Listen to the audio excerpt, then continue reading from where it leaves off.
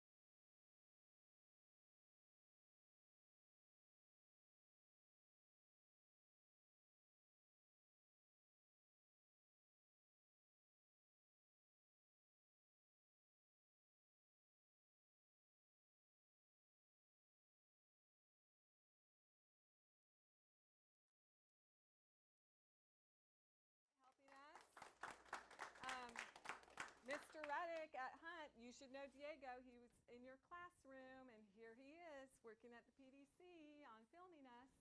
So we're happy to have them. And they promised me that they would put a skinny, youthful filter on the camera. Okay, we did an assessment overview. Are there any questions about that overview that we just did? That was fast and furious over kind of a, anybody have questions? Okay. We're going to talk about running records. And I know that most of us in upper elementary don't have a lot of experience with running records. We're going to help you. It's going to be okay. We're not expecting you to be experts, but we are expecting you to start doing them. Okay? Remember, you're going to do at least, at the very minimum, 1 a quarter. Okay?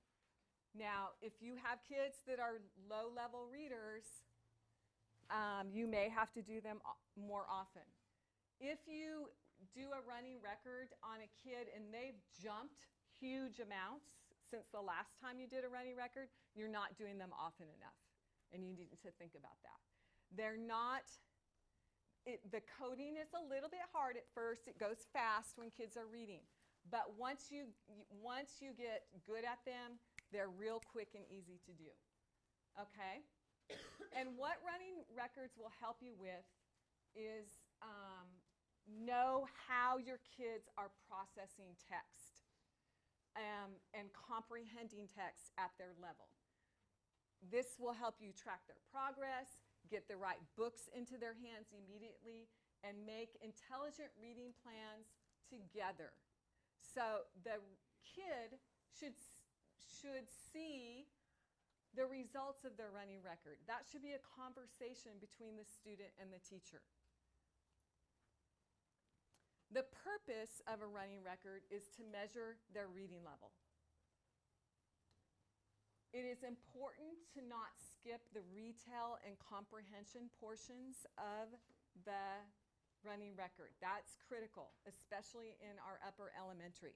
So you want to ask 1 literal question and 1 inferential question. And if you're using the BAS or DRA or the Teachers College, they will have those questions for you. So you don't have to make them up. There's tons of resources for running records, tons of them. Okay? Kids are in on the assessment. I can't stress that enough.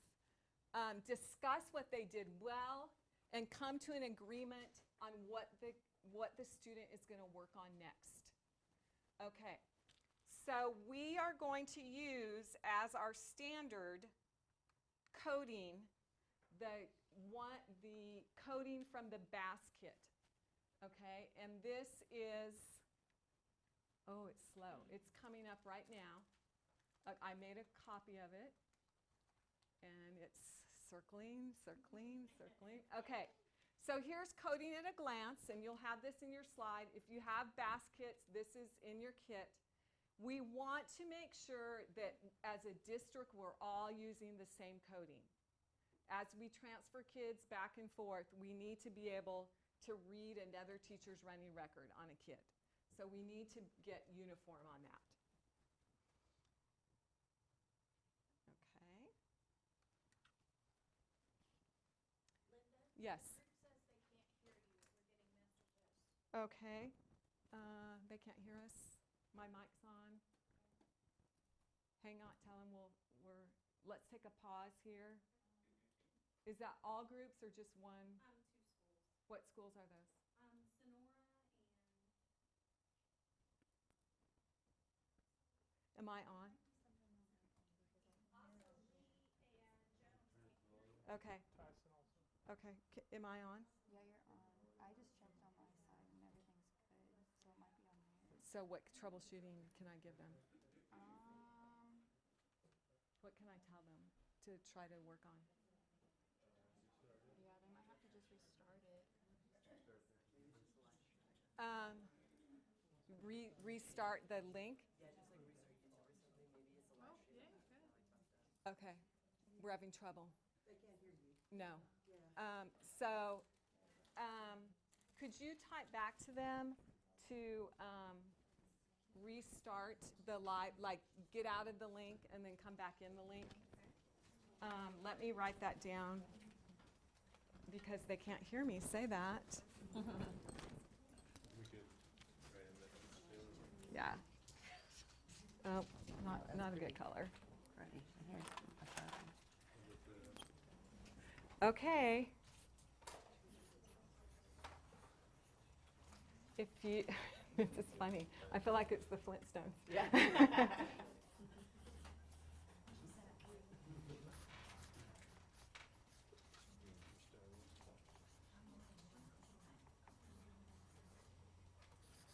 Are they having trouble K2 as well, Kathy? No.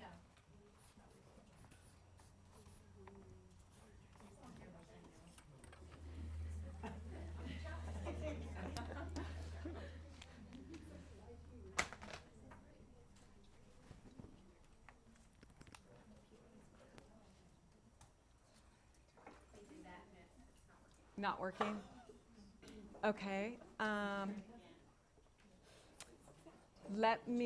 Should we, what's our next step, guys? Is there someone that knows more than us? Okay, great.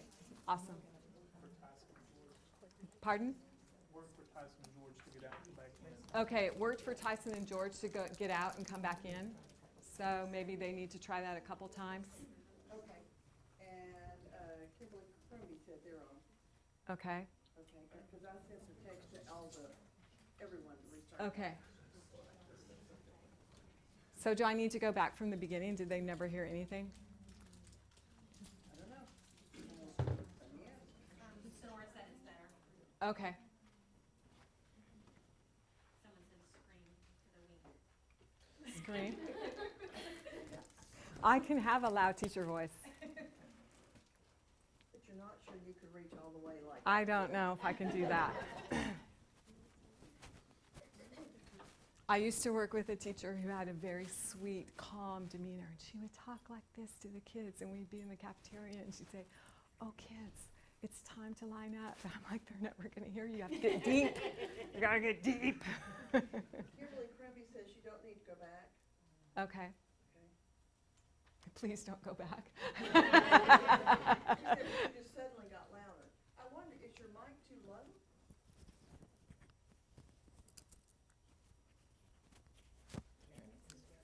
Now I'm stuck.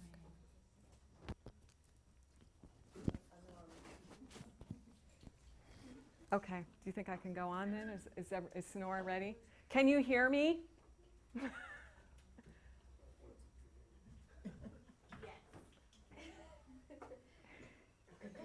Okay, we're going to continue on then. All right, I'll try to talk louder, see if that helps. Okay, so we talked about the purpose of the running record is to measure reading level. It's important not to skip the retell and the comprehension questions, and kids are in on the assessment. Okay, let's look at an overview of on the fly or in the book running records. And we'll teach you how to do this, but I just want you to hear the lingo and hear the vocabulary and kind of get some background knowledge. So on the fly is when you sidle up to a kid and you just listen to them read their book, and there's a way you can do a running record just by making checks every time they read a word correctly, and you just peek over and do that. There's no pre-typed text. Use a blank paper or template. Use the book the child is currently reading.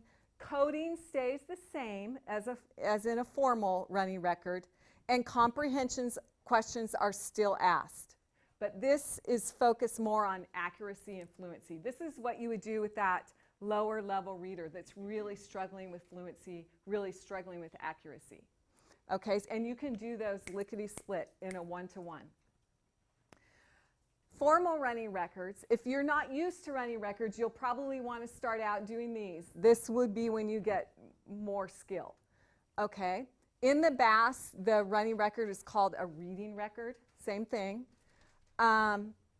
There are also running records available at the Teachers College website, and I would really encourage you to use those for levels L and above. They're free, they're easy, they've all been done for you, and you go to the Teachers College website, and under Resources, if you scroll down here, it says Assessments, and then Running Records. So there's a couple steps. And then I'm going to scroll down, and it says General Running Records and Assessments. And L to Z Running Records. There's quite a few clicks there, but it's free, so we're not going to complain. And our internet is slow, but and I needed to log in, but you'll see you have the message there where you can find that. Okay.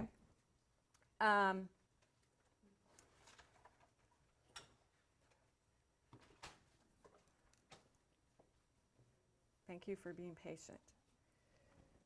So that's a great resource at Teachers College. And the text is typed. It gives an automatic cutoff for you when there's 100 words, and so it's a lot easier. You're going to analyze your running record, and you're going to analyze it for meaning, for syntax, and for visual. And you'll understand that more as we progress on. We're not going to go into the depth of this today, but I do have some resources for you. And again, comprehension questions or interview questions are asked. Are we good on sound? Okay, great. Okay, so things to keep in mind with running records. The purpose of the running record is to determine reading level. It's a strength-based model. We're looking at what kids are doing well, and then deciding how we can push them forward from that. You will need to keep giving higher levels of running records until students start having trouble. That is really important. You don't stop at the one that they get 96 to 98% accuracy on. You keep going till they struggle, because I don't know what to teach them if I don't know what they're struggling with. So you have to keep going until they struggle. And then you probably will want to collaborate, especially if your grade level is not used to doing running records. You'll want to calibrate together to make sure you're all coding the same, you're interpreting the same. That's really critical. Okay, you'll notice that the running record, the pre-made running records are all fiction text. Okay, so what about nonfiction? It's okay to assess them in fiction and say, okay, their nonfiction is somewhat like this, probably a level below. We don't do running records with nonfiction because there are so many ways that nonfiction is hard for a kid. For one thing, background knowledge. If I'm a kid who knows every single thing there is to know about snakes, and you give me a running record passage on snakes, I'm going to ace it. But that may not be a true indicator of my level. If I don't know anything about snakes, I've never heard that terminology, then I'm going to get a false level as well. So it's okay to say, okay, they're reading at this level fiction, so it's probably a level below or close. Their nonfiction is probably close.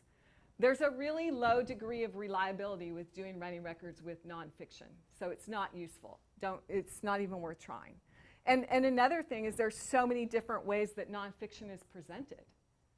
You know, pictures, the way the text is divided, the way they use subheadings. So it's just not worthy of that work. Okay, here are some good resources. Of course, you can go back to the mothership of Mari Clay, Running Records for Classroom Teachers.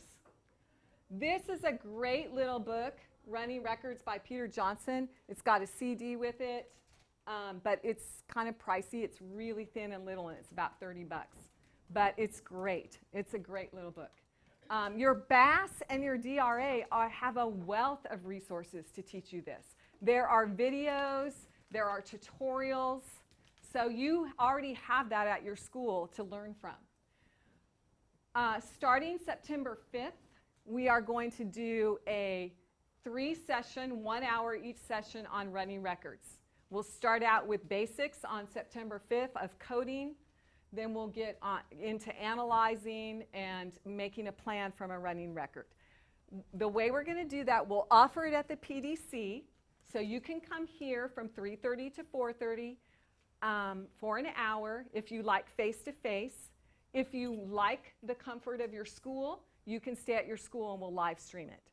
And then once we finish, we'll upload it to the school YouTube channel, and you can also watch it not live. Okay, and Megan Rojo will lead that and go through every single step of how to do a running record if you feel like you need that. Okay, any questions about running records? I know it seems overwhelming, but we need to start doing them. Okay, no questions? Chat people, any questions about running records? Okay, great. Okay, performance-based reading assessment, or PBRA, because we need another acronym. Okay, these are the assessments that are done before a unit and after a unit. If you look in your Unit 1 book, you will see that before the first session, it says start with an assessment, and it gives you some information about that. Then in every single unit, about in between the 3rd and 4th session, there will be a day set aside for assessment where you and your students look at the work that they did and make some decisions. So these assessments do not measure reading level. They measure how well a student uses the strategies and skills of a proficient reader, like recognizing themes and main idea, things like that, the strategies and skills. This text is always going to be read aloud to the students as they follow along. And we'll talk about some norms for administrating this in just a minute. And the reason for that is this is not a test about their reading comprehension level. This is a test about how they use skills and strategies. So if we don't read it aloud, that comprehension becomes a variable, and we don't know, did they not use the skill correctly, or is comprehension a problem? So we want to eliminate that variable by reading aloud the text to the students as they follow along. Okay? Students will self-assess their work using the reading self-assessment rubric. That is key. Students have to be in on the plan. We can't just score it and turn it back to them. That is not effective practice. Okay, students have to be in on it. Okay, at the Heinemann site, you will find these resources for these assessments. They're already done for you. Okay, let me split the difference here and go to 4th grade.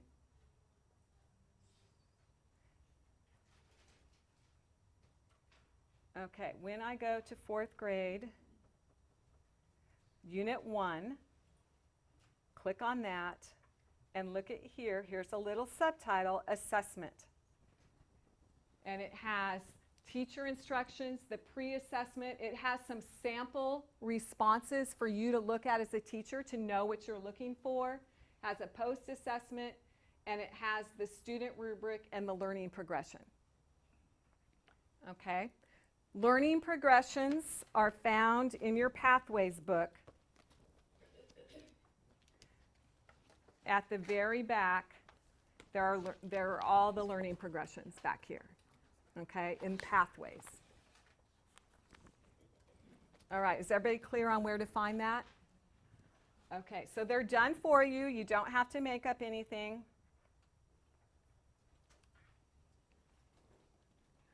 This is the most important part of these pre and post assessments.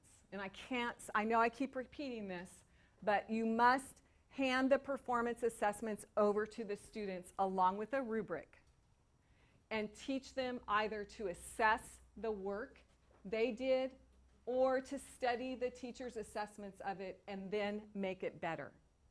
That's really, really important. So here are our norms for giving these assessments. They'll take the pre and the post for each unit. Students will read aloud the text. Their teacher will read aloud the text as students follow along. Students will be given test questions with scaffolding bullets. Oh, and we'll talk about that. When you see the performance assessments, there are questions with scaffolding bullets and then the same exact questions without.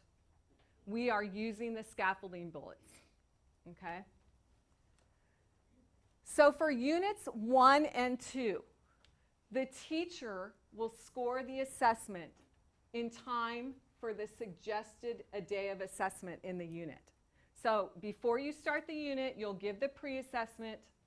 I believe it's after session 3 in every grade level, there'll be a day for assessment. You'll have those scored before that day, and you will turn them back to the students.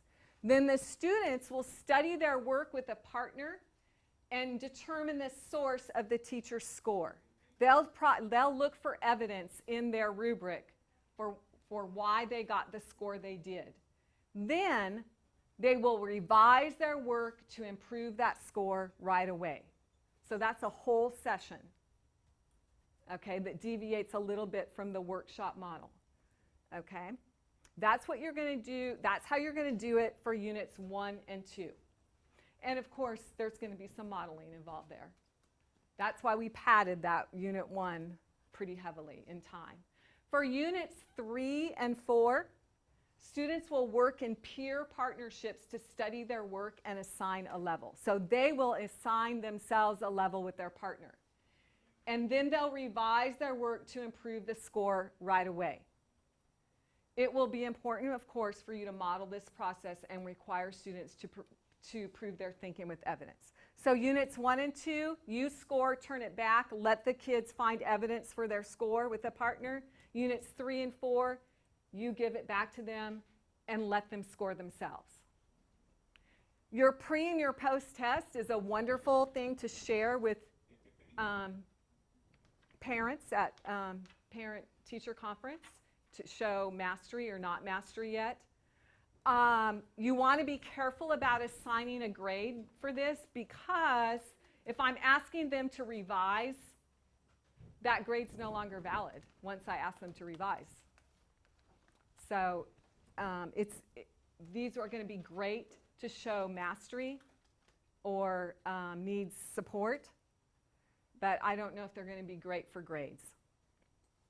Any questions about that? I know this is just toe-tapping fun. I can hardly stand it. Okay, I've mentioned two things, learning progressions and self-assessment rubrics. Okay, learning progressions provide students with a vision for the work they're going to do better. The self-assessment rubric is not any different than the learning progression. It's just shorter and only measures the objective results that will show up in that particular assessment and that product. Okay, so if you would take a minute to look over this, just talk with your partners about what the differences you see between a full learning progression and the shortened student self-assessment rubric. Take a few minutes to look over that. Are you being so quiet because we're live streaming? Oh, don't, just be normal. Just be normal.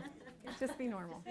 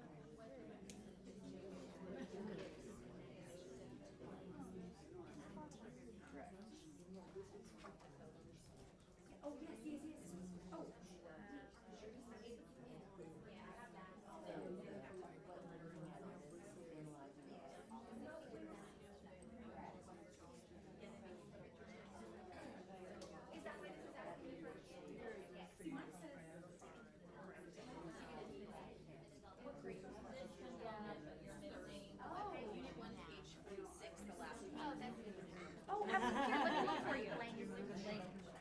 Oh, never mind, sorry. That was very confusing for a second. There's a lot of places to look with this program. Well, and like, they don't have a very good way of telling you sometimes. I think it's different for, I think it's different for everybody. It told me that too. Yes. So for units 1 and 2, the scaffolding question, do we wean them off into 3 and 4? No, do it all year long. Yeah, do it all year long. And then we'll revisit that decision next year. Okay, tell me, just pop out, share out, what things did you notice about the difference between the learning progression and the self-assessment rubric? Anybody? You're so well behaved because Dr. Morrow scared you about behaving yourself during the live stream. But what did you notice? Our group noticed that the self-assessment is less wordy and it has bullet points that Okay. children check off where they are and what they're doing. More student friendly. Okay. Anything else? The learning progression just gives you more specific examples of what you need to achieve that level. Okay. And where they're going from that level. Yes. Okay, good, good. We also had a question about, do you use the scaffolding on the questions for unit 1 and 2, and then not scaffolding 3 and 4? No, use the scaffolding all year long. And then we'll revisit that norm at the end of the year and see if we want to continue that, how we want to handle that. But for this year, use the scaffolding all year long. Okay, now you're going to try it. Okay, when you click on this link, you will see 3rd grade Unit 1 assessment, and you will see the self-assessment rubric. I would like you to read that passage and answer the 4 questions, and then when most of the people at your table are finished, I'd like you to get with a partner and self-assess each other, okay, just like you would ask students to do. We will take 20 minutes to do this, okay? All right, go for it.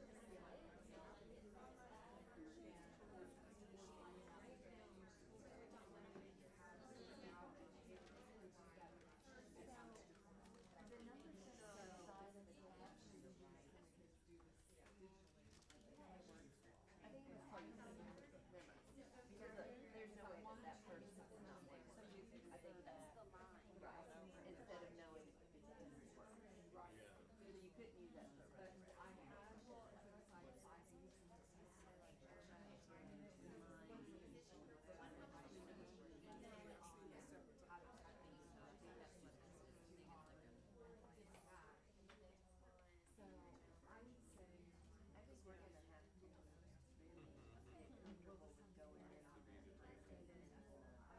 teachers' college side. Yeah, well, it's like,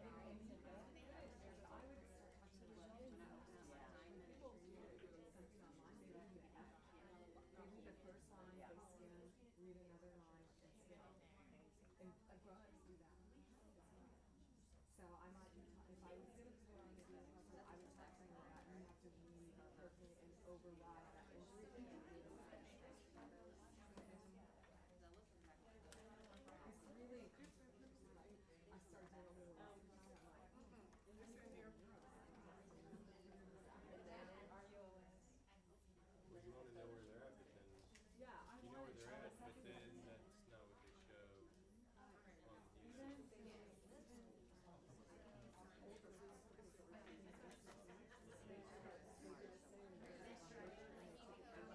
and they did way better. Yeah.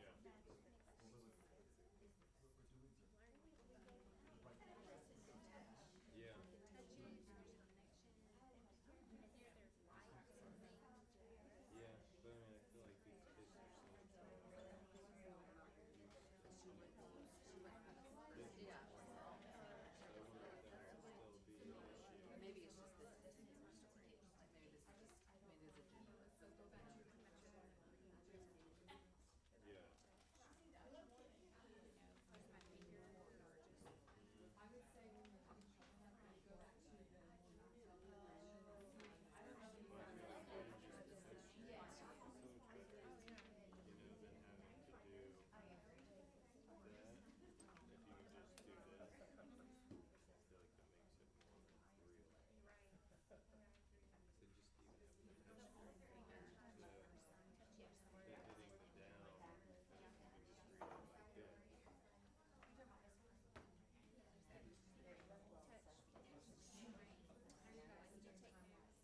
We're good. Can we just ask you a clarification point? As we're making the text out loud and then embedded in the text, it has question one. So we stop there and pose that question, and then we have on our Elmo the 4 questions that have the bulleted sentence stems that, and they, the scaffolding, they answer right then, and then we continue to read. They don't ever visually see the story. No, they should have it in front of, they should be following, yeah, they should be following along. They should be following along. Oh, that's right, because then we can put it in Google Classroom. That's right, that's right. Okay. Yeah. That's what we gotta figure out. Did you turn in your 4th period? Well, so we just copy the list. This out. I can put, yeah, so like, yeah, I'll probably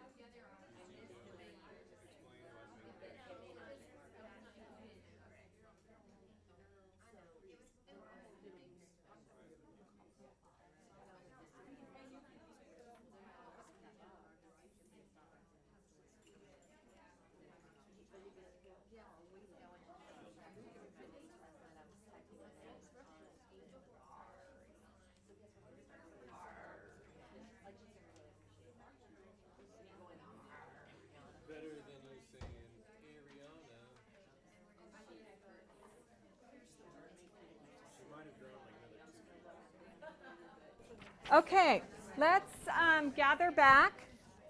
Let's come back together. And I have a lot of questions. And do you want to read one out? Okay, the first one, on the rubric and the learning progressions, it starts on grade 2. What do we do for kids lower? Okay. There are not learning progressions for K through 2. Okay. There is a 2 for 3 through 5 because you have to have something that's lower. If they're lower than that, then you're going to have a conversation with that student about how they haven't met that level 2 yet.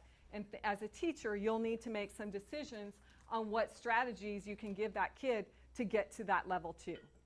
Okay? And there are some very good reasons for not having learning progressions for K through 2, and they are in your guide to the reading workshop on this question comes up a lot.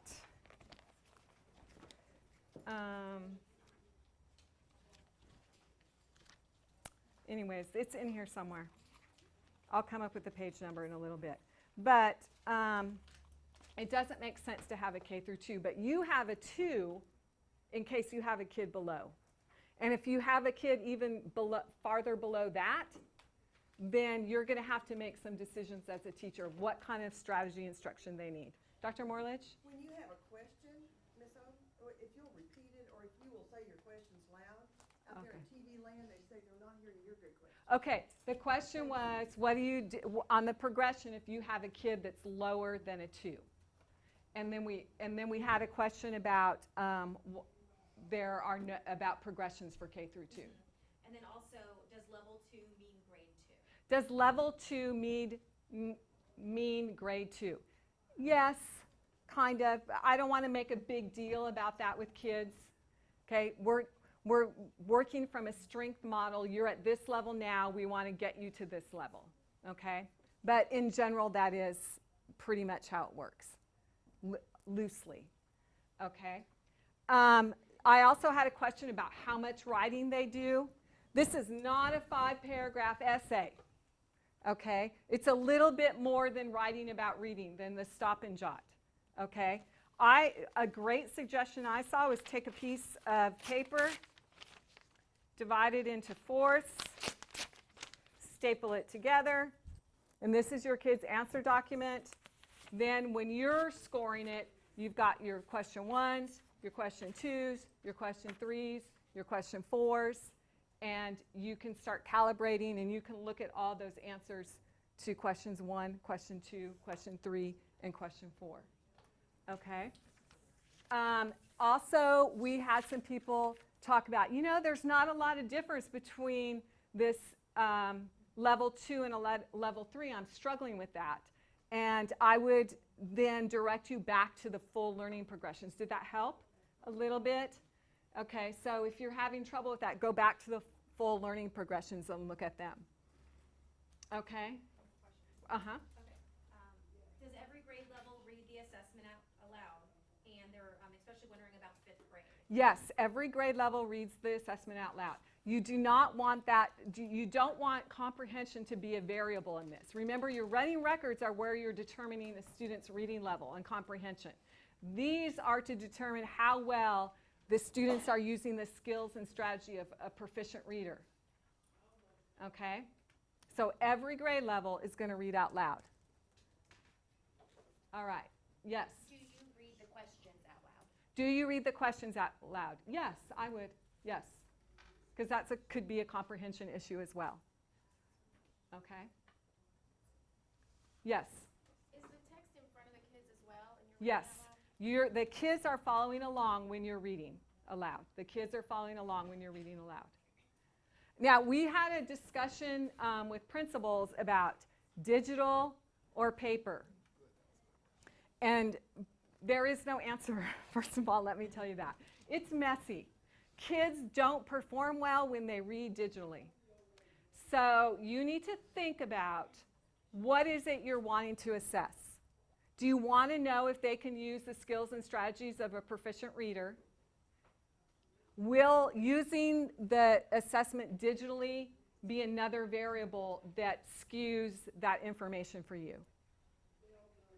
And there is no district answer on that. We talked about with administrators and we decided we don't know. And we're going to have to play around with it. It's going to be messy. I know that they're going to be taking a big assessment in the spring. And remember, I said we're going to take back assessment for our classroom. So what is more important? That you know the proficiency of your reader in your classroom at this time so you can grow them as a reader, or that you prepare them to do something on the computer for the feds? I know that's heresy. Strike that from the record. But we will do a testing as a genre unit. We've set aside 4 or 5 weeks for that. And I think the things that I'm going to try to write for that is attacking a digital text, and how people read differently digitally, and what you can do to do that. So the answer is we don't know, but we're going to figure it out. We're going to figure it out. Okay, any other questions?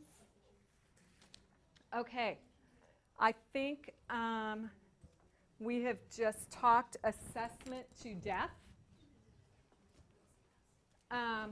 Let's just take a 5-minute stretch break, okay? Just 5 minutes stretch. And if you have questions, let me know. 5 minutes. We'll be back in 5 minutes.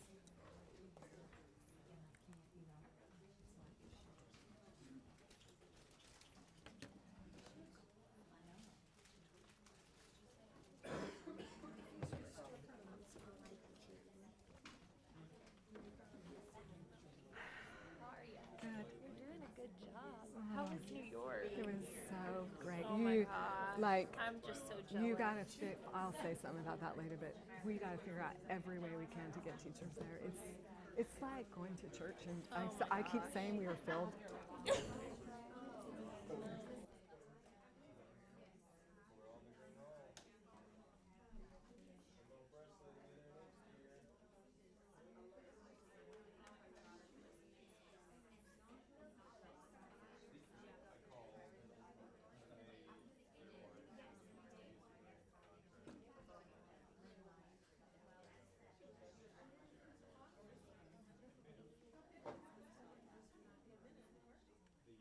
Are you now?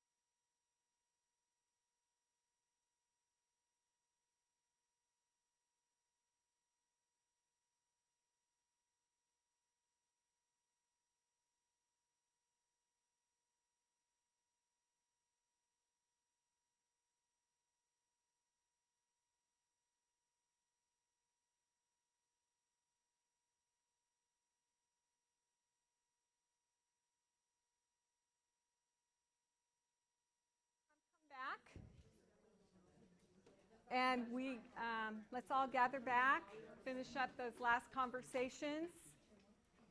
And now we're going to get to the fun part. We're done with assessment. Yay! And let's come to the fun part. We're going to be talking about helping students take flight through individual conferences. Okay? And colleagues, I came out to several of your schools last year, and we talked about writing. And I always ask 3 questions. Are your students writing every day? Are you modeling with your own writing? And then I asked, are you conferring with students? And most of you, when I asked that question, looked at me like a deer caught in the headlights. Like, I don't know how to do that. I'm not good at it. And I will confess that I really did not give you enough support on how to confer with students. What I want to teach you today is that there are 3 structures that you can use to guide your implementation of the one-to-one conference. Just like the reading workshop has a structure, there are 3 structures that you can fall back and rely on for those one-to-one conferences. Okay? They are the RDCT conference, Research, Decide, Complement, and Teach, the Coaching Conference, and the Complement Conference. So we're going to go through each one of these. And we're going to start with Research, Decide, Complement, and Teach. It's pretty self-explanatory. First you're going to research, then you're going to decide what to teach, then you're going to complement the student, and then you're going to teach. So let's go through each of those in depth. Okay, research. Before you start to confer with the student, you're going to have to figure out what it is you're going to teach this student. And you will do that by asking questions like, what do you know about the level of the book the child is reading? What does the student's reading log, running record, or tally marks tell you about this student? What is the student securely doing, and what are they approximating? And we're going to talk about approximating a lot, because if a student is already doing something well, that's not what I'm going to conference on. They don't need it. What I'm looking for is what they're almost doing, what they seem ready to do. That's what I'm going to conference with my kids about. That's how I'm going to push them forward. Okay, what does the student's writing about reading tell you? What does the student's reading notebook tell you? Where's the student on the relevant reading progression? Those progressions can help you. And your research can be on the fly, at just meeting with the kid and looking through their reading log and making a decision. Or it can be studying studying their assessments, studying their writing about reading after school or the night before, and making a plan for the next day. Both of those are okay to do. This is one way you could do it if you want to look at their writing about reading. What if you had a permanent place in the classroom with every kid's name, and as they finished their writing about reading, they just stuck their sticky note under their name, and then you could look this over and decide what kid, just by looking at that, quickly decide what kids do you need to conference with tomorrow and what do they need. Okay, that's one way you could do that. These first few weeks of school, your job is to get these kids involved in reading, is to get them reading. That is so important that they start reading. So I made a little engagement survey, and I thought, what about if the first week or 2 of school, you just watched kids during independent reading and did an engagement inventory. So what I would do, and you are welcome to make a copy of this. I can't find my arrow. Does anybody see my arrow? There it is. And change it as you want. I just tried to think of some abbreviations for behaviors I might see. I'm going to pick a short time period during independent reading, and I'm going to note the time.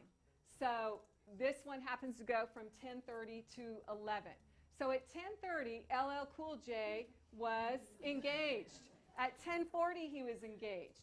At 10:45, he was distracted by classroom activities. At 11 o'clock, he was daydreaming. So that's my research on LL Cool J right there. And so do I have some things I can talk about him during a one-to-one conference? Yeah, his stamina, his reading stamina, staying with it. Okay? So then I'm also I'm quickly surveying the class. Shaka Khan is procrastinating. She's procrastinating. She is, what did I say, she's staring at her book but not turning the page. And then finally she gets settled down and starts reading. Do I have something I can conference with her about? This is research. Okay? Carmen Miranda does pretty well. She's engaged, she's daydreaming a little bit, but then she gets right back on it. So that's probably not a kid I need to conference with the next day. All right? And this is in the Google Classroom. It's in these slides if you want to use this. But that is an example of the kind of research you could do at the beginning of the year when you're trying to get these kids to read, which is very, very important. Okay. So I've done my research. I've looked at an engagement survey. I've looked at their writing about reading. I may have looked at their assessment. I may have noticed a behavior during workshop or during the mini lesson. Now I have to decide what I'm going to teach. So the real decision involves knowing what it is that the learner doesn't yet know how to do and seems ready to learn. That's that approximation again. Okay? I'm not going to talk to this kid about things they already do well. I'm not going to talk to this kid about things that are way far beyond them. I'm going to talk to them about things they're ready to do next and move them along. And I know that seems overwhelming. You're like, how do I know? Well, you're going to research. And you're going to be thoughtful about what this kid can and can't do. So that requires you to know your students very well. Okay, after I have, so I've done my research. I've decided what I'm going to teach. But before I teach anything, I'm going to compliment this kid. Because I want this to be a strength-based model. I want this to be a positive way, a positive interaction. So I'm going to take a few moments and specifically name what the child has already done that you hope they continue to do forevermore. And again, I'm going to be a little sneaky as a teacher. I'm not going to compliment them on something they're really good at. I'm going to compliment them on something they're starting to be really good at. Okay? And you see primary teachers do this all the time. They are masters at this. Okay? If you go into a primary classroom at the first week of school, if a kid just looks like they're getting ready to sit down in the right spot, they're like, oh, everybody, look at Jacob. He's sitting down in his spot. And then Jacob's like, yeah, I am. Yeah, I am. Okay? So that's kind of the stuff you want to compliment the kids on. Okay? And the compliment needs to transfer to the student's reading life in the future. I will confess that back in many, many years ago, I often taught whole class novels. And I taught the novel. I didn't teach reading. You need to think about what will transfer to the next book they're going to read. Okay. So here's a compliment that is very much based on the book the kid's reading. I love how you recorded the stages of a frog's life cycle. This is a better compliment. And this one's wordy. It's straight from Lucy. It's a little wordy. You might want to cut down the words on this. It's really helpful that you think about the important information you're learning about the topic and that you collect keywords, thinking about what they mean so you can learn not just new facts but also new words. So this could be for any book. This is only for this book about the frog's life cycle. So you want your compliment to transfer. Okay, here's another example of a compliment. I'm blown away by your decision to collect keywords in your book as you read and learn all you can about the topic. Then you're going to tell them why they did that. I know you did that, so you can look back over those words and remember what they mean, so that you can use them when you talk about your topic and retell the information to your partner. Now, this kid did not do that because of this, but you're going to plant that seed in their head, okay? And the kid's going to be like, yeah, that's why I did it. But they'll remember that. That transfers to the next book they're going to read. So I've complimented, and now I need to teach. I'm sorry that the graphics aren't good on this, but it's good on these TVs. Is it coming out okay? Okay. So it needs to be crystal clear to the student what it is you want them to learn. So you need to start this next part of the conference. And this is going fast. This isn't taking 20 minutes. This is going fast. The research goes fast. You've either done it the night before or you're quickly looking through their work. You decide quickly, you compliment quickly, and then you get to the teaching part. Okay? And you have to signal to the kid, this is what they are learning. Do you mind if I give you one small important tip? Now, I talked in June about how I would have never said, do you mind, to a fifth grader, because I wouldn't want them to say, I'm good. No, I'm fine. I don't need it. But there is some research, since I said that, Charlene and I have talked, and there is some research that like cuts down on that effective filter if you invite them that way. So you just decide what your style is as a teacher. Something I want to teach you is, an important point I want you to know. Let me tell you something readers often do. These are phrases you could use to signal to that kid, okay, now this is what you're going to learn. Okay, then once you've researched, you've decided, you've told the kid what they're going to learn, you need to do a little mini demonstration. Not a 20-minute demonstration, a 1-minute, 2-minute demonstration about what you mean, about what you're talking about.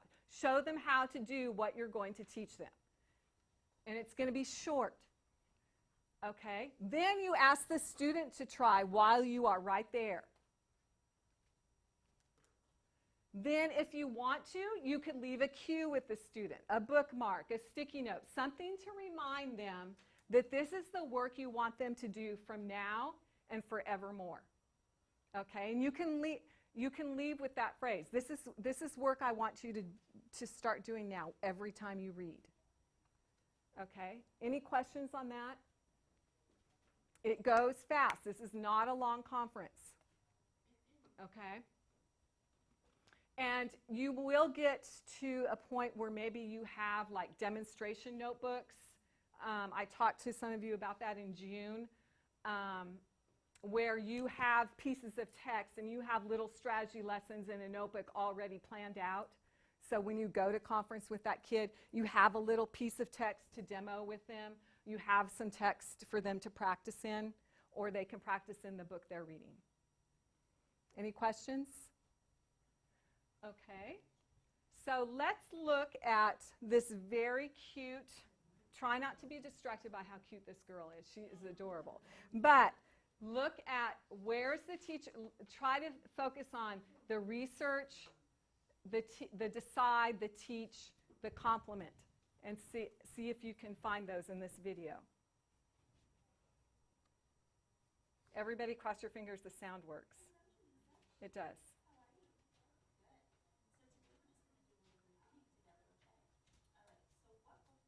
Oh, sorry.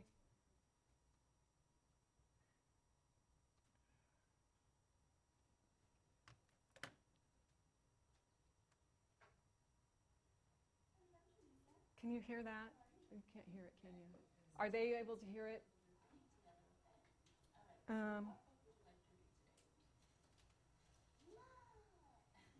Let me see. It's yeah, I've tried that one.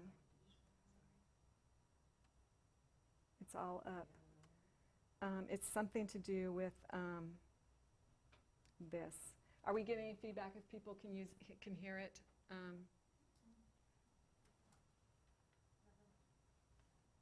No. Okay, they must be able to hear it. Okay. I know this is going to be really just what will be our problem-solving thing here. It's just coming out of my computer, right? So do you? Oh, do we have a mic? Oh, genius.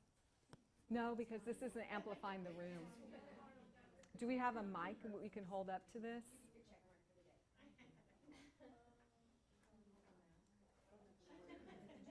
This? Okay.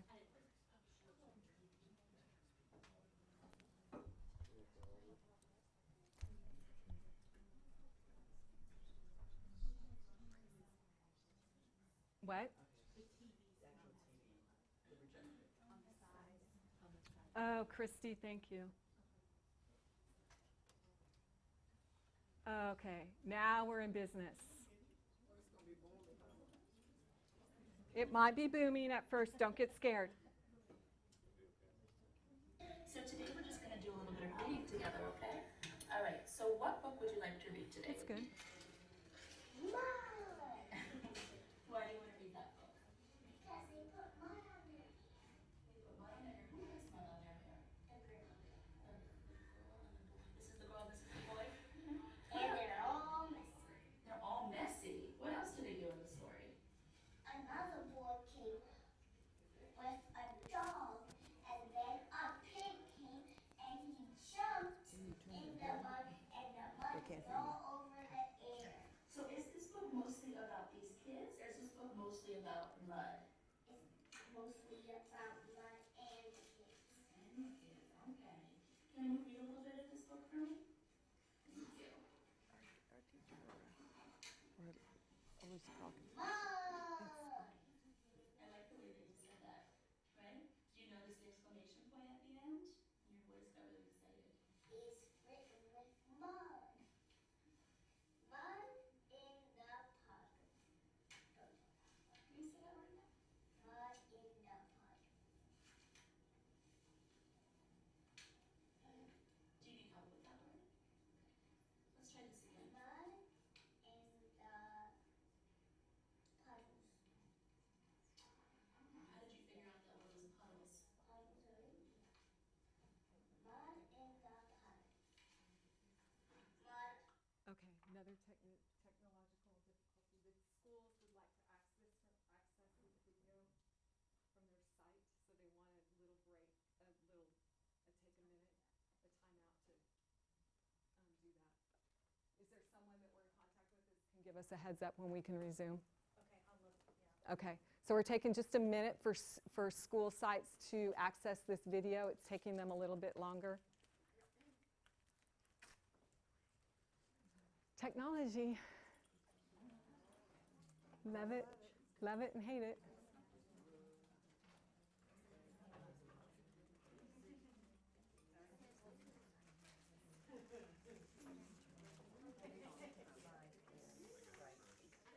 You think that's good? Okay, we're going to resume.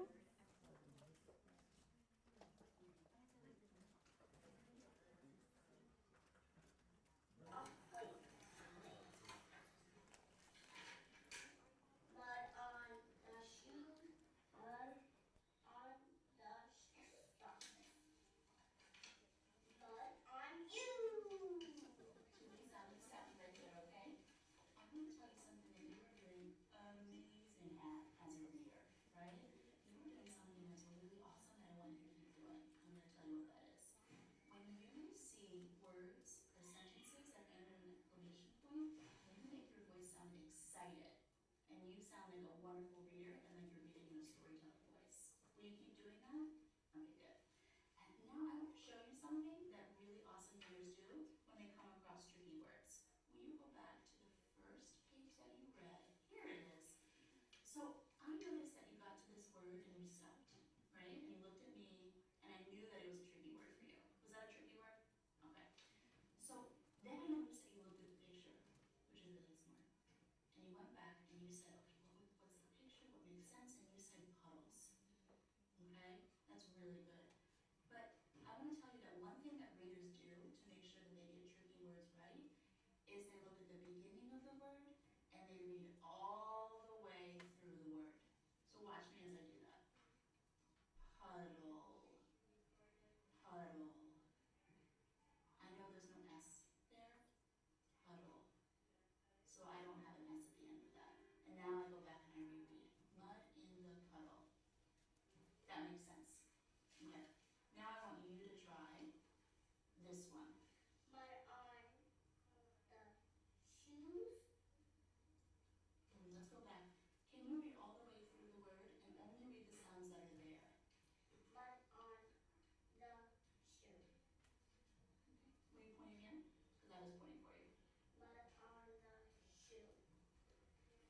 awesome. Is there an S at the end of that word? No, so we don't read the S. Very nice job. Will you keep reading, and I want you to show me that you can read all the way through the word and only read the sounds that are there. Go ahead. Mud on the socks. There is an S in that word, right? An S at the end of that word. You're on the down. Mud on you. Mud on your hands. Mud on your toes. Mud on your cheeks. Mud on your nose. Mud. Mud. Mud.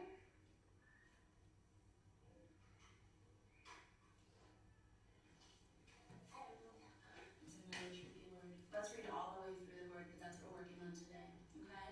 Let's read all the way through the word. Can I help you with it? Or do you want to try it yourself first? No. Okay. It's hard. Mud, mud. Okay, here we go. Everywhere. Look at you. You read all the way through the word. And all I had to do was just move my finger. Read it again from the beginning. Mud. Mud everywhere. Amazing. Okay, so Jaleesa, we're going to stop here for now, and you can read the rest of this book the next time you have independent reading. Your job as a reader, as if you're, I know you're listening, your job as a reader, the next time you read, is to make sure that when you come to a tricky word, you read all the way through it, and only read the sounds that are there. Okay? What's your job as a reader next time you read? Our next time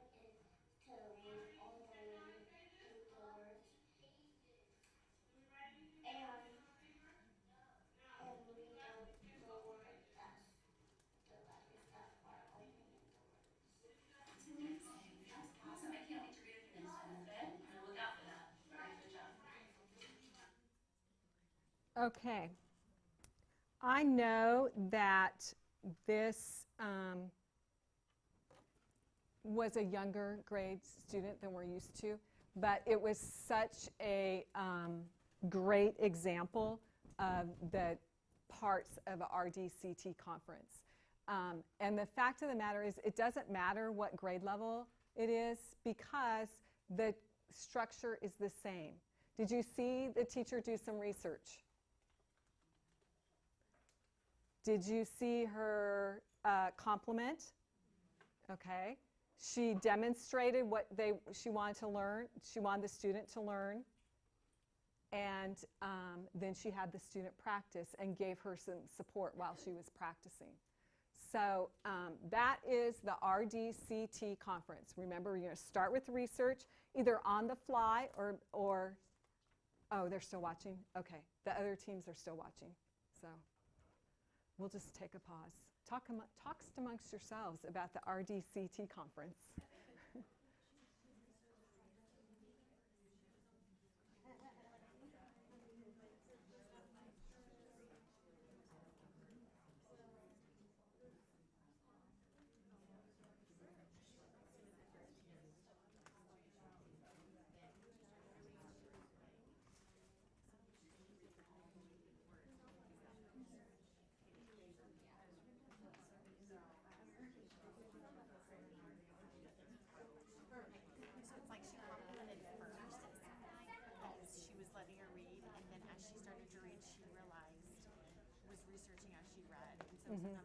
Yeah, absolutely. Absolutely. You're going to make it work for the needs of your students. This is just a place for you to get started, a way to start thinking about how I can do this.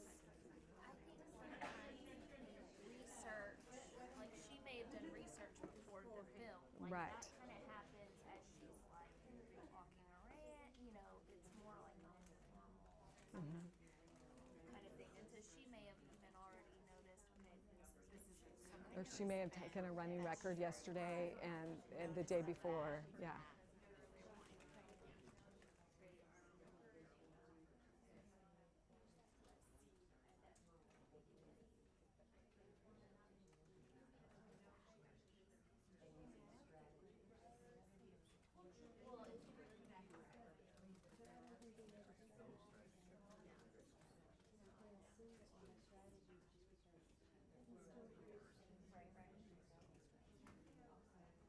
Yeah, there's still some tricky word work that needs to go on in 3rd grade.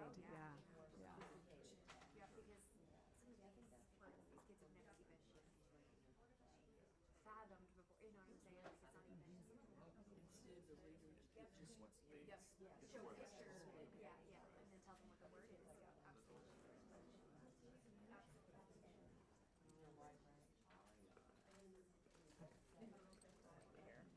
Okay.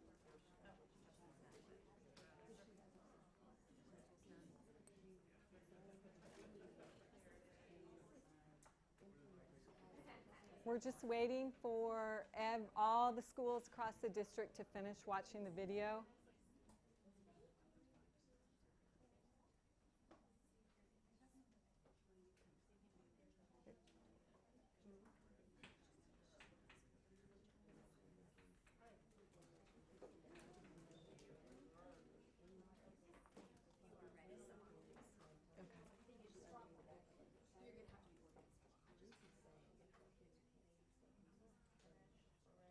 Okay, I'm going to go ahead. Okay, we're going to go ahead. It seems like most schools are finished. So we're going to go ahead and to our next thing. And you guys are going to practice. This is from 3rd grade. And this is a student's writing about reading. This is a sample lesson from your reading strategies book called Yes But Why, and this is the student rubric. So this is what I would like you to do. Let me see if I put that out. No. I would like you to research, decide what you need to teach this kid. Okay, and you may use some language from this lesson if you want, or you may not. It's totally up to you. Research, decide what you're going to teach, and the rubric might help you with that. And then I want one of you to you plan out the whole conference. The research, decide what you're going to complement, what you're going to have the kid practice, and or what you're going to demo for the kid. And then I want one of you to be the teacher and one of you to be the student, and I want you to deliver the conference to the student. So together with your partner, plan out your research, decide, complement, and teach for this student. And then once you've planned it together, one of you be the teacher and deliver the conference, and one of you be the student and participate in the conference. We will take 10 minutes to do that. Well, let's take 12. We'll come back again at 20 after. Okay? Any questions about what we're going to do? Kathy, do you have any questions about procedure? Okay, go for it.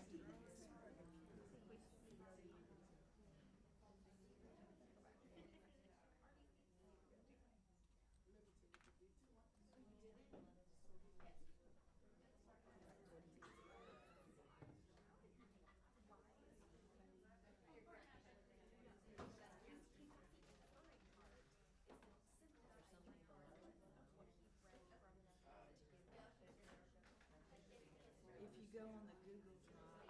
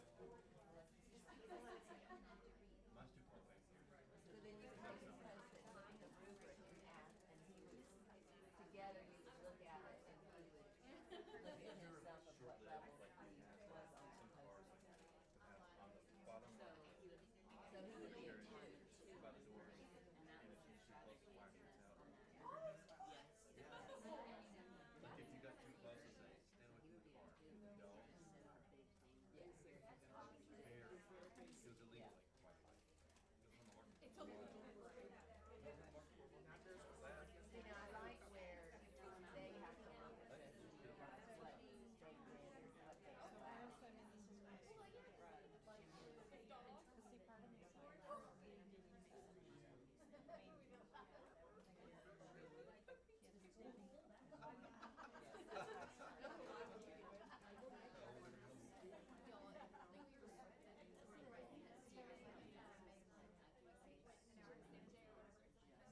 Yeah, and the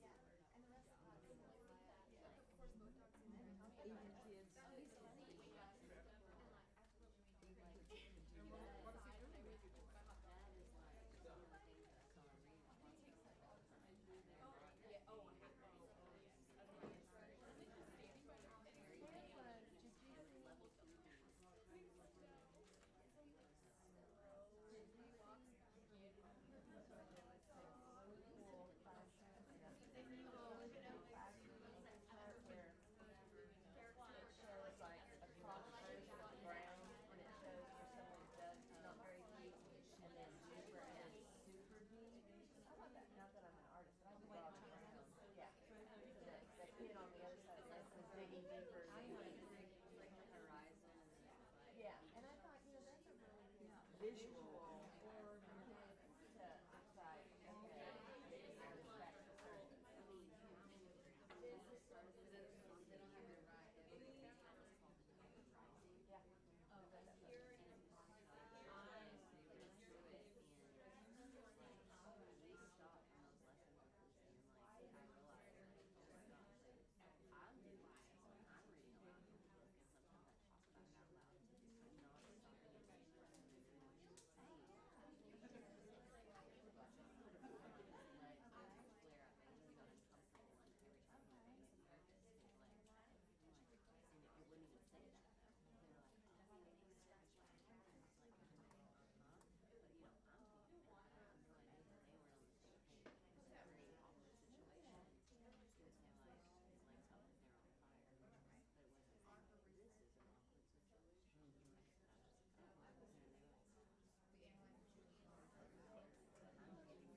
Well, see, it's interesting because we read PBRA, and then as we started digging deeper into some of these books that we had done as a read aloud or as a classroom reading, as Monkey Island, and they were going, wait a minute, if that's true here, then on Monkey Island.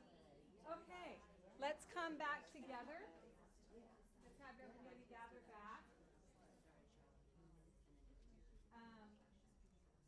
I saw some of you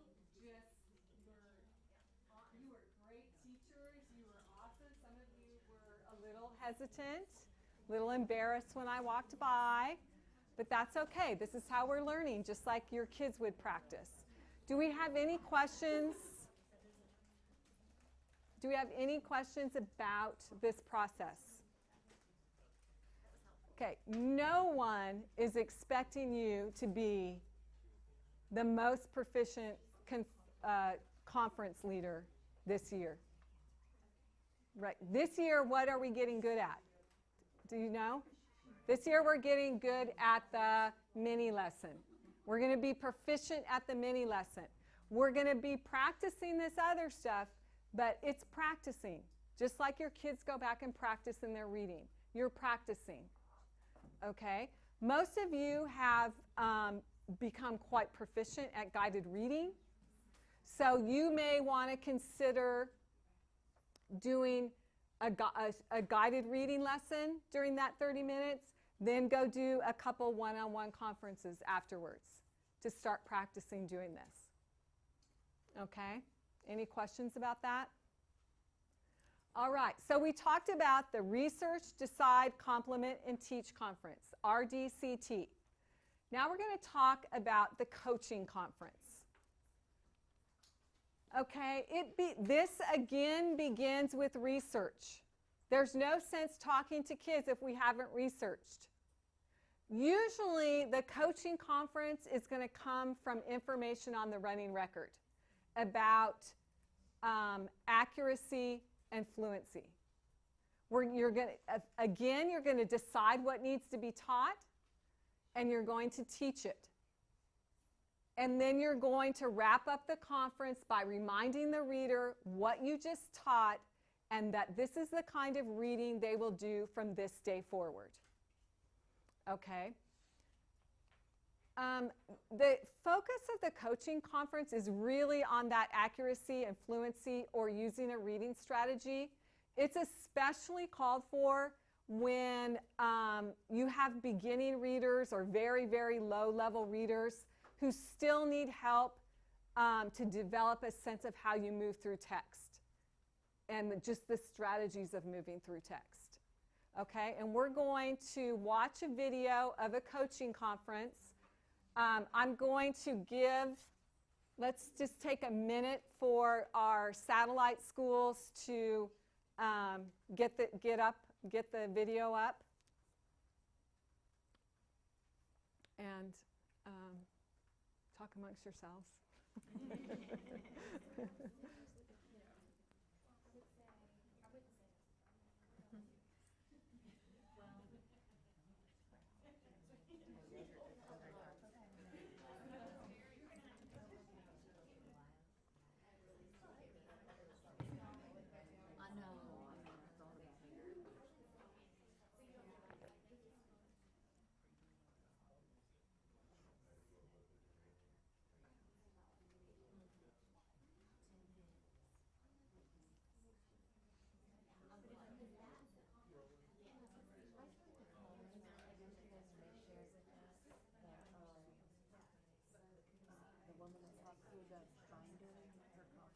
Okay, we're going to go ahead and start the video.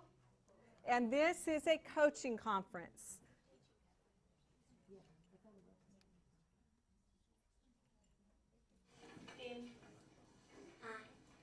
So we're going to read together today, and we're going to practice something that we've practiced before, which is trying to make your voice sound just like the character.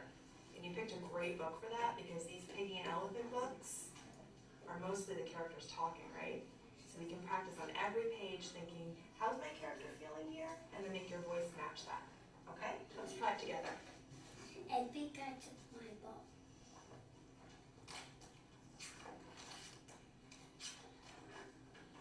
Gerald. That was great. You paid attention to the exclamation point and the fact that the word is really big. And you shouted, Gerald. Good. Let's keep reading. I found a big ball, and it was so fun. And then a big guy came, and he took my ball. I love how you read that because the words are really big. I am so upset. Can you read that one more time? Think about how the character's feeling here. I'm so upset. Yeah, I think he's feeling Sad. Yeah, can you hear how their sad voice? I am so upset. I'm so upset. That is not good. Think about how he's feeling here. That is not good. How's he feeling? Mad. Mad? That big guy took the ball? I think your voice sound like that. That is not good. That is not right. That sounds not bad. Big guys have all the fun. What about the little? What makes those big guys think they are so big? Their size? Okay, your voice went up the question mark. Right, over this page. And you saw that question mark? Your voice went up, the size. Yeah, great. Well, I am big too. I will get your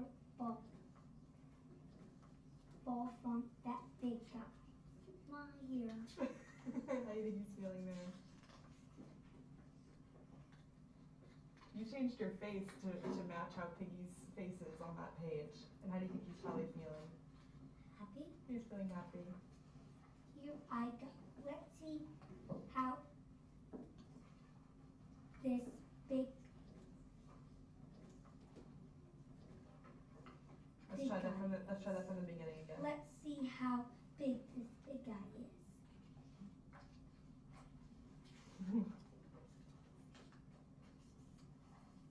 Did you get my ball back?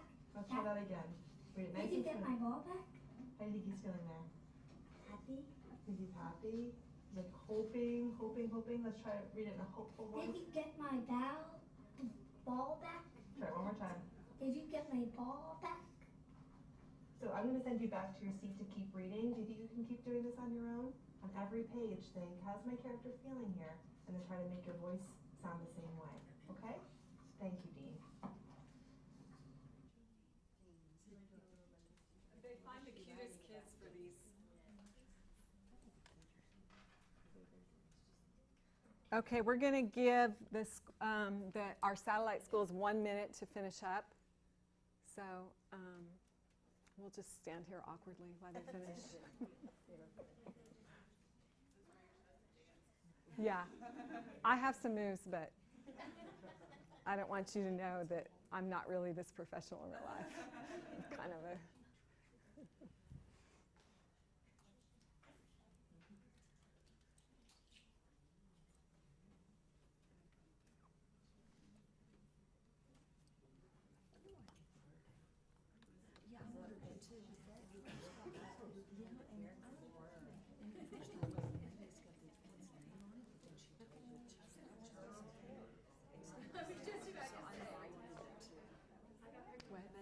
Light's blurry right there because we know there's That's Jennifer Sarabana, the woman who wrote the reading strategies book.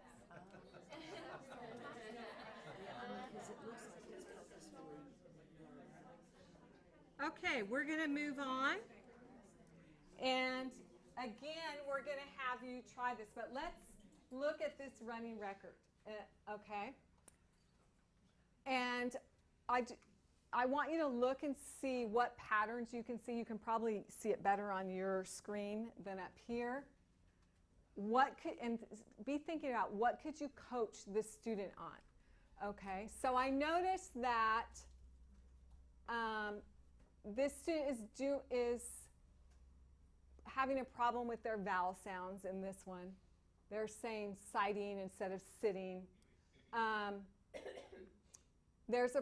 They have the beginning consonant there, but they're not reading all the way to the end to get that end consonant. And a lot doesn't really make sense in that sentence. They do pretty well. Again, they've got some vowel sound problem here. And here they're having trouble with blending those vowels. And then they have trouble with grew. And then the fly came colored and closer to the frog instead of closer. So to me, when you're looking at a running record and you want to decide what you need to help a kid with, 1 or 2 errors is not what you're going to decide on. You want to see a pattern. And what I'm concerned at this grade level is that they're not making meaning here. They're not here and here. They're not listening to themselves and they're not making meaning. So I might coach this student on meaning. Okay, this is what I want you to do. You're going to partner up again. You're going to switch roles. Whoever was the teacher last time is the student this time. Okay? Now, there's a text that you can click on here. And I want the student to read that text. Students, I want you to make some purposeful meaning errors. And then, teachers, I want you to coach them through that text as they make meaning errors. Okay? Are we clear? You're going to flip roles. The student is going to read this text, but students, make some errors on purpose that have to do with meaning. And teachers, I want you to coach them through the text. Okay? We'll take 10 minutes to do this. Go ahead and get started.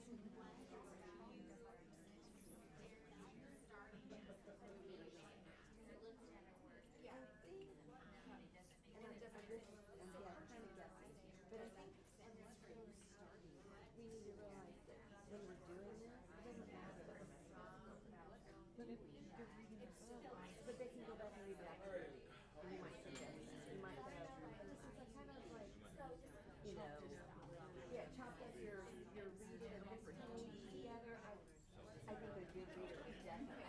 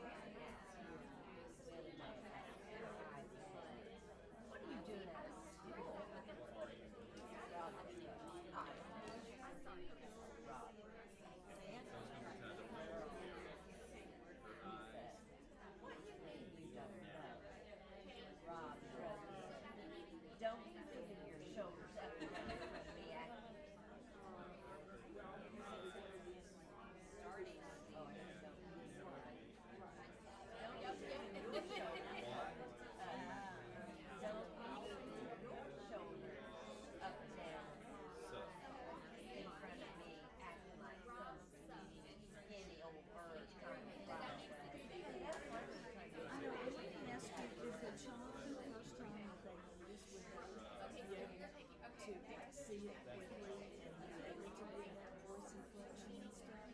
Sometimes the kids They read it practice, like, over. the voice has to be practicing. Yeah. And so you write the author's message.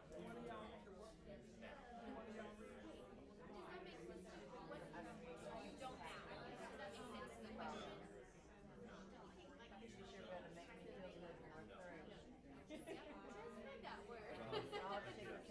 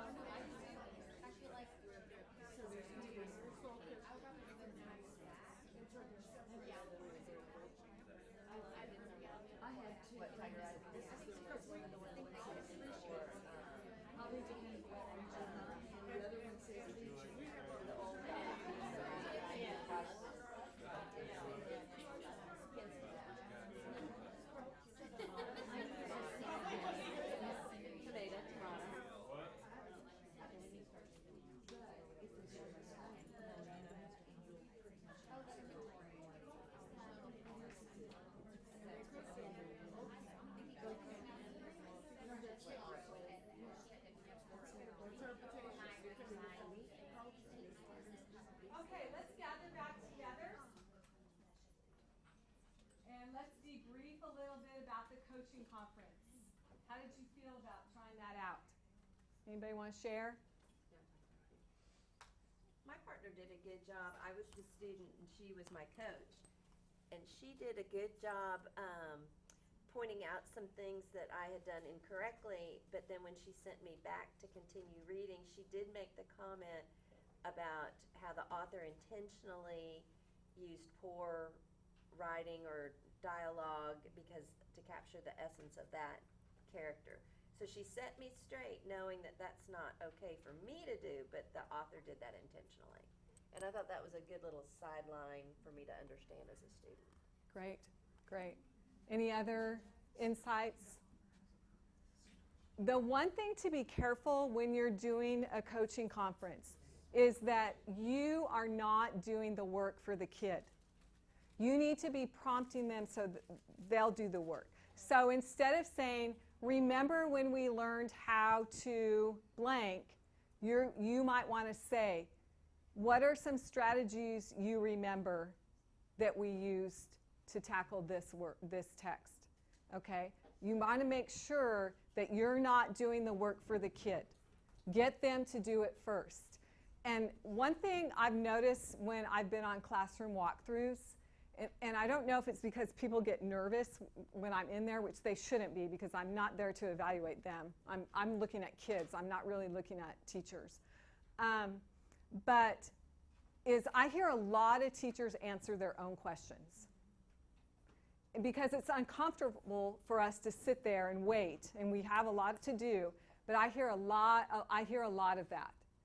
So either make sure your questions are, you need to make sure that you're not doing that work for the kids, you're not answering your own questions because you want to hurry along.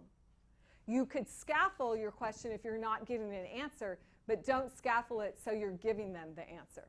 Make them do the thinking work. They should be doing the thinking, not you. You already know how to read. Okay, any questions about that? Okay. We are in really good shape on time, just want to say. Usually it takes me forever. Okay, our third and final type of conference that we're going to talk about is the complement conference. And this complement conference is where I think you should start your conferencing. It's the simplest, it's the easiest. These first few weeks of school, I think you should be complimenting your kids like crazy on those structures and routines as they approximate them. Okay, so this is, I think, a really good starting place, especially if you feel uncomfortable about this one-to-one conferring. So a complement notices and names a child's current approximation of a strategy or behavior that you'd like them to continue doing. Remember, we talked about that in the RDCT conference. You're not going to compliment them on something they're already doing very well. You're going to compliment them on something they're starting to do that you want them to get better at. You're going to push them towards that behavior. These are brief 30 to 60-second opportunities to interact with a reader. And I think these are a great way to start building classroom culture these first few weeks of school. So here's the benefits. They set a positive tone. They helping students to know their strengths are being recognized. Okay? So right there you're building your classroom culture. They help foster an environment where risk-taking is safe. It's okay in this classroom if I'm not getting it right away. They encourage students to continue practicing something they may be approximating at this point. Notice I keep repeating that word, approximating. They allow the teacher to move around the classroom quickly, touching base with several students. So this is a great management issue those first few weeks of school. If you are on your feet around that classroom, bing, bing, bing, bing, you're not going to have classroom management problems. And kids are going to know that this is what's expected of me during this time. Okay, so you're going to quickly research by looking at a student's work or their behavior. Remember we talked about the engagement survey. So that might be a compliment. I noticed you got started right away working. Okay? Or asking a few questions of a reader. These first few weeks it may be more about behavior. Name explicitly what the student is doing well. It has to be explicit. Give a rationale for why the strategy is important to practice. So we're going to explicitly name it. We're going to tell why it's important to do that. And then we're going to challenge that student, continue to do this forevermore. Resist the urge to teach something. This is not the time to teach something, okay? So this is an example of a non-specific compliment. Nice, fluent reading. That is not specific enough for the compliment, okay? But this is, wow, your reading sounds smooth and expressive. I'm giving them specific details about their reading that are going well, just like how you talk. Now, that's my compliment part. Here's my reason why. Here's my purpose. That's so important because when you read smoothly and expressively, you'll better understand what you read. Keep doing that, okay? Now, I would not say okay because I don't want to give them an opportunity to think that it's okay, they have a choice. But I know there's that affective filter and some of that research about if you invite them, it's less intimidating. So you decide on a teacher. I just know in 5th grade that there would be kids that are like, yeah, I'm good. Not going to do it, okay? So you compliment, you tell why it's important they're doing what they're doing, and then you challenge them to keep going on. Really, I would be complimenting the heck out of these kids the first couple weeks as we develop those strategies and routines. And what isn't that a kind way to develop a good classroom culture and a kind way to develop their compliance if you're complimenting?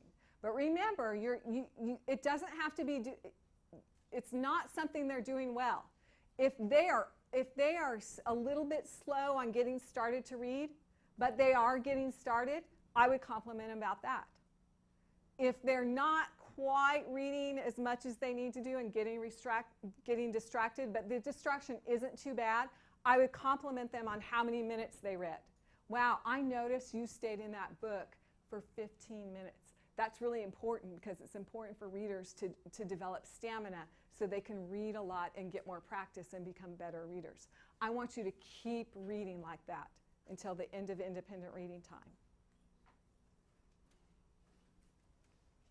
Okay, we're going to watch this teacher do some compliment conferences. I'm going to give 1 minute for our satellite schools to get on.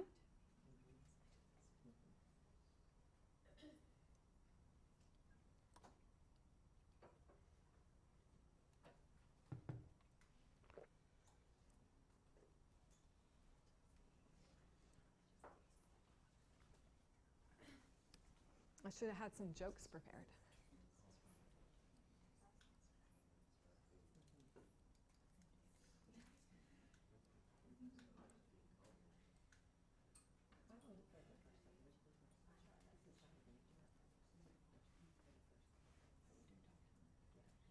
we're just waiting for everybody to get in pace with us.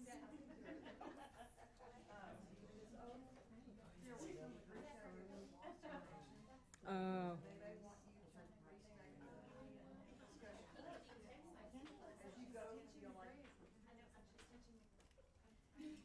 Discussion?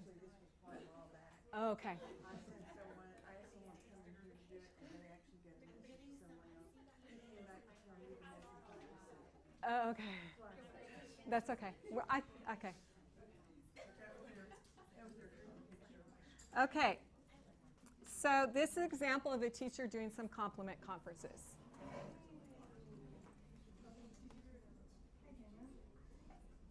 Tell me a little bit about what you're learning in this book. About the horse's senses. What about it? Like, what, like, it bends its ears to, like, hear louder. Mm-hmm. And that, its eyes are on the side of its head. Mm-hmm. So it can see, like, behind him and in front of him. Let me just take a quick look at your post-its.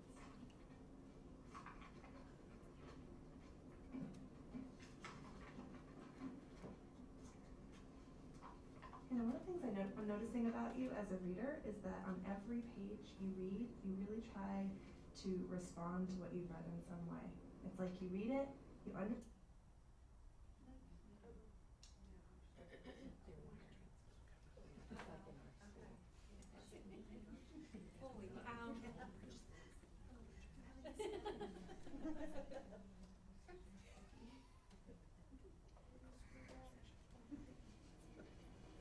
Notice how short that was? Hi, Tori. Hi. So tell me a little bit about what you're thinking in this book so far. Well, I was wondering why it's called Spring Breakup, but they're going on spring break, so that might be it, but I'm not sure why it's called break, like how it has breakup in it. Mm-hmm. And another thing is they're going on spring break. I was wondering if they really want to stay where they are, like in PCA, if they could stay in it. And so what are you trying to do to figure out the answer to your question? Well, I was reading like some parts of it, but I haven't really found out why it's called Spring Breakup. So Tori, I want to give you a compliment. Something that you're doing that's so important is that you're in the beginning of the book trying to figure out why the author picked the title that he or she did. You're asking questions to make sure you're really understanding what the story's about. And that's something you could do in the beginning of any book that you're reading. Okay? Thanks.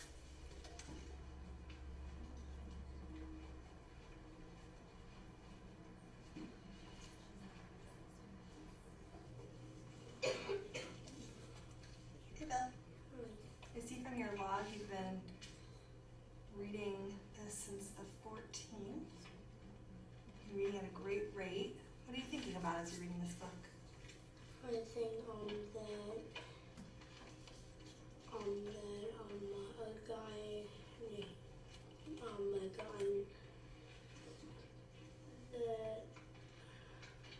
Let's look at the post-it you wrote. What are you predicting? This chapter 5 interview is about people are gonna interview the person who cleans in at the museum, Mm-hmm. and she saw the Mona Lisa pose missing. Mm-hmm. So they're gonna interview her, what she saw, what time she saw it missing. And where did this information come from? They noticed that this Mona Lisa was missing.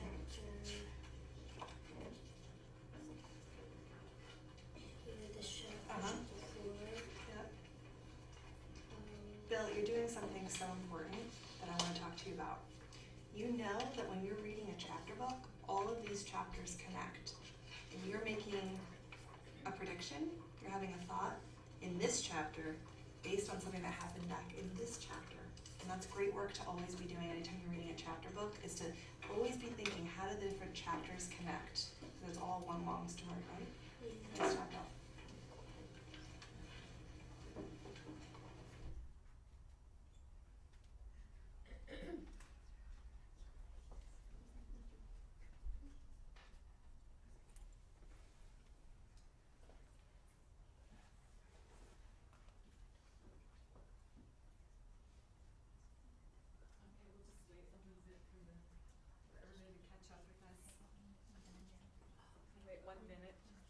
seems to be working.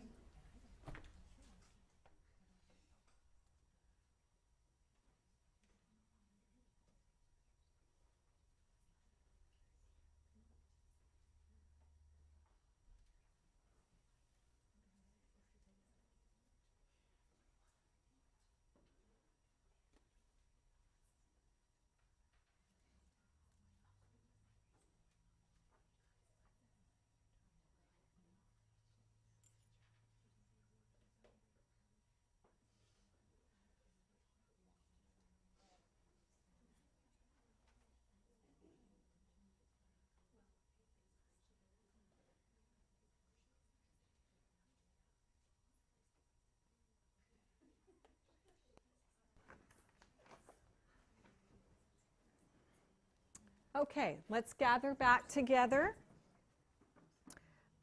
Notice she got to several students. It was really fast. She still did research. There was a reason why she complimented those students. It was very specific, and it was meant to move them forward in their work as a reader. I think that I've said this before, but I can't emphasize this enough. I think this is where we start at the beginning of the year. And those students are obviously farther along in the year, but this beginning part, compliment, compliment, compliment. I noticed you came to the meeting area quickly and efficiently. You have all your stuff, and a lot of compliments about their reading stamina and staying on task with their independent reading. I think will really help you with those structures and routines. Then as you feel more comfortable with this compliment conference, then try another type of conference and start practicing that. Okay? Thoughts, questions? Does the compliment conference seem accessible to you? Yeah, I feel like that's a good way. That's like, to me, like getting in the shallow end of the pool before I'm ready to jump into the deep end. Okay? And remember, you've got these 3 ways. You've got 3 ways you could work this. Okay? But you are not going to give up your guided reading for kids who need it, but what you're going to do is rethink your guided reading. And I said earlier today when I talked about CLEM, about being in an LLI group or being in a guided reading group, there's nothing wrong with those. They're very valuable tools. But what I am saying as you're working with students, is there another way that may be better for that kid? Which it's kind of interesting that we want small group instruction to differentiate the learning for kids, but we put them in the same kind of small group instruction. So that doesn't really make sense. We need to start thinking about what this kid needs. Do they need a guided reading group? Do they need just a quick strategy lesson? Do they need just some one-on-one conferring? What do they need? Maybe they do need to be in an LLI group. Remember, we're not pulling any students out of that reading workshop at any time. They're all in reading workshop. Okay? Thoughts about that? When we get together in September, I think we'll do the next step. We'll do the small group instruction, some structures for small group instruction. And I'm thinking now we'll do some work on text bands and the characteristics of them and text complexity. But we'll really welcome your feedback on what you think needs to come next. Hopefully this will get you started. Speaking of getting you started, we created a little cheat sheet. Sorry. For questions to ask students. This is a cheat sheet of prompts or questions you can ask. Notice here's a list of research questions that you might look at to help as you're thinking about the kind of conferring you want to do with students. And also I've referenced, this came from Chapter 7 in your Guide to the Reading Workshop, which really lays this all out for you, all this conferring. It really, they've done a very nice job with that. So I took every single question out of there that she mentioned and condensed it here. Then what are you going to do when you're deciding what to teach? And then some questions for complements, some sentence frames, and then some prompts for teaching. And the last thing I want to talk about is how you're going to, all this conferring that you're doing, you're going to need to keep a record of that. Because number one, that would be a great thing to show parents at parent-teacher conferences. Also, it will keep you lined out on what you're going to teach next and what you've already taught. You guys are a lot younger, so you probably remember that stuff. I have to write everything down now. But you're going to want to come up with some kind of way to record what happens. Did you notice when Jennifer was doing those compliments, she was writing down what she complimented those teachers about? There are 1,000 different ways to do that. And that's up to you as a teacher, what you're comfortable with. There is a slide on small group conferring in the Google Classroom from June, if you want to look at that, and there's some sample conferring sheets. But that's up to you. And it may be different even in a team, how you want to do it. You have to make that useful for you as a teacher, but you need to do it. You need to keep a record of that. Okay? I've also done the same thing with a coaching conference, putting some questions, some prompts, some tips, and then the complement. Sometimes it's called a drop-in conference, so I put all those little tips and prompts in there for you to use.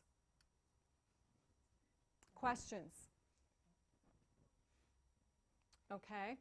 There also are videos that you haven't seen today here that I've included if you want to go back on your own time and see some more videos. If you like looking at the videos, if that helps you, you can go to YouTube and search Jennifer Saravallo. She's the woman who wrote the reading strategies books and the writing strategies book, and that's who we saw conferring, doing the compliment conferences and the coaching conference. And there are quite a number of videos that you can look at there. I may have mined the most significant ones, but if you feel like you need more, that would be a resource for you. Okay. We are ahead of schedule, so I want to share one thing. I talked about a demo notebook, and I don't want you to go out and start making demo notebooks yet because you've got too much to do already. But as you become more comfortable with this process, something you can do for your conferring is to get some kind of book, and I made these prompts here that you could glue in those question prompts. I glued that into the front cover. I have a pocket here for some recording about my conferring. And then I put my progressions in here, so I'd always have them at hand when I go to a conference. And then if I wanted to give a student something, I like leaving something with a student so that they remember what we talked about. I've got the anchor charts here, so if I want to refer them back to what we've been working on in this unit. And then, these demo pages would be determined by student need. So if you're the night before, you're looking at their writing about reading, you're looking at their journal, you're looking at the assessment, and you think, okay, this kid needs this, or this small group of kids needs this. Then you can start thinking, what am I going to demo with? And what am I going to have them practice with? Most of the times you'll have them practice in their own book, but maybe not always. So I got these from the reading strategies book, and I've got text for me to demo with up here. Notice how short it is. This is about scooping up words to be more fluent. And then I have 3 levels of text a L, a K, and a P for them to practice with while I coach. I already pre-planned those. And then I have some prompts for myself down here. And then I have a little sticky note to give them when I leave. Okay, so that's one way. This is another way on analyzing evidence. I've got little sentence starters that I could give to the kid. Okay, I've got a text for them to practice, and I've got a cue for them to leave. I have prompts for myself. And this is down the road a bit, but this will help you as you start thinking. Now, once I did this, I realized I would not put this in this kind of book. What I think I would do is I'd get a 3-ring binder, and as I created a page, I would put it in a plastic sleeve in that binder, or I would keep a file. Okay, these are all my little demo lessons for fluency. These are all my little demo lessons for analyzing evidence. Okay, as I create them throughout the years, not year, years, then when I researched what my kids needed, I might go to that file and put one of those pages in my plastic sleeve because I knew I was going to use that with the kid the next day. But you'll work it out. And this is just something to be thinking about. So if you make something to demo with a kid, don't throw it away. Save it for the next year and start thinking about what you can take to that conference that's always with you. Because I'm always going to want my learning progressions with me.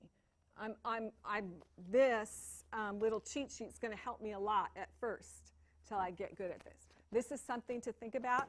The ideas for this are from Do-It-Yourself Literacy by Maggie Roberts.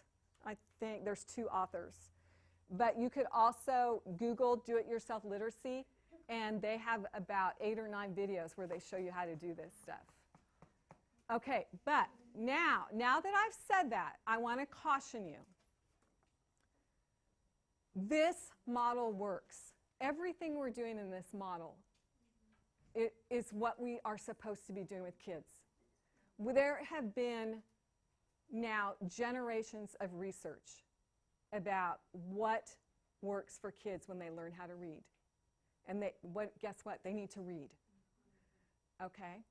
So as you're learning this model and as our kids become involved in this model, it's not always going to go well. You may have an implementation dip this year. And I want to caution you not to start grabbing other things to do with your kids. Go back to this model. Go back to your mini lessons in these books. Don't go to Teachers Pay Teachers. You should have heard Lucy Calkins go off on Teachers Pay Teachers. Ooh, scary. But don't start adding things. Don't start adding things in from other places. I think when we were at principals meeting, Cindy who said, just say no to the crap, you know? Okay, this is what you need. Your reading units of study kits is what you need. You don't need anything else. This, I feel good about because it's preparing you. And the reading strategies books that we gave to your schools, every school has 2 copies of the reading and the writing. Those are written by Jennifer Saravallo, who is a staff developer at Teachers College. So it all blends with this. But don't start getting worksheets. Don't do that. Go back to if things aren't working, go back to your model and think about what's not working. We're here to help you. Megan and I can be out at your school anytime. We can come before school, after school, during PLCs, during your planning time. We are here for you. Our job this year is to help you. And it's hard. This is hard work. We're asking you a lot. These are so dense with information. We understand that. So we're here to help you with the hard work. And there's no chain of command to get in touch with us. You just email us, call us here at the PDC. I have often jumped in my car and been at a school in 20 minutes if I needed to be, if I didn't have anything else to do. So, or if you just have a question, call us and talk to us. If you're in your PLC and you have a question, I always keep my email up when I'm at my desk so I can be as responsive as possible. So if you can email me as well, and I'll try to get back to you as soon as possible. Okay? So you're not in this alone. We're here to help you. We want to do everything we can. This is worthy work. The writer Frank McCourt, I don't know if you guys are familiar with Angela's Ashes. He was a high school teacher for 30 years. And on the day of his retirement, after his little party, he went home and he sat in his chair and he got himself a glass of wine and he thought to himself, that was time well spent. This is time well spent. It's the right thing to do for our kids. I'm convinced of that wholeheartedly. I know some of you may be thinking, yeah, but what about when we change to something new? Because that's the history we have. And it's not just in our districts, it's in all districts. I have talked to our admin at length about this, and right now Dr. Morledge says as long as she's around, this is what we're doing. So we are committed to this process, and you have help to do it. We're a few minutes early before we go to lunch, and this is what I'd like you to do. This afternoon, when you come back from lunch, we're going to do a very quick 30 minutes on how to quickly plan your mini lesson. And Megan has got some really good training on how to do that, and she's going to share that protocol with you. And then you're going to be released to plan for an hour and a half. Before we go to lunch, we're going to go to lunch at 11:30. So for the next 20 minutes, I want you guys to look through your units, and I want you to decide on what, after you get that training this afternoon, what are you going to work on? What are you going to plan? And start reading through that unit about what you're going to plan. So when you get that planning time, you can hit the road running.